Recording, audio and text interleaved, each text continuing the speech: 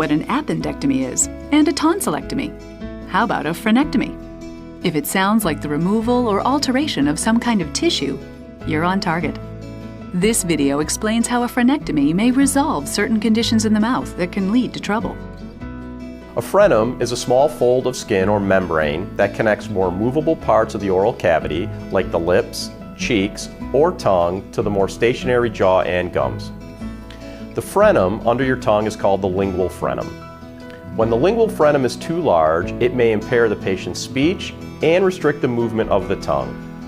This condition is sometimes known as tongue-tied.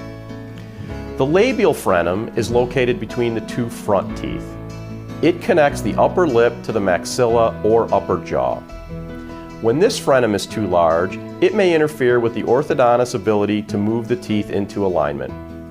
In some cases, an untreated labial frenum may result in other problems, such as the resorption or dissolving of the bone in this area of the mouth.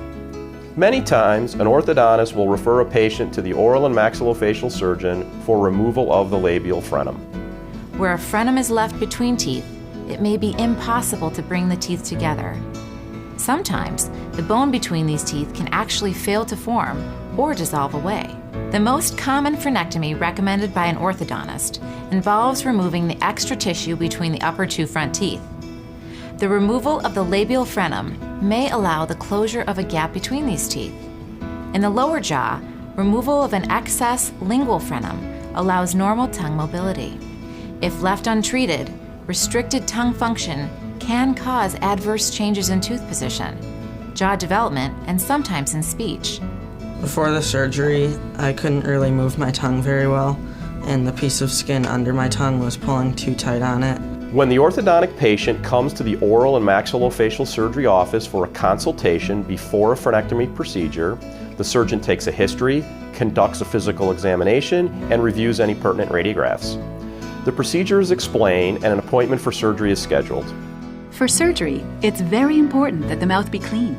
We ask patients to brush and floss their teeth as usual. Sedation may be required, especially for young children, so ask your surgeon about restrictions on eating and drinking before surgery. Finally, it's best to go to surgery wearing loose and comfortable clothing.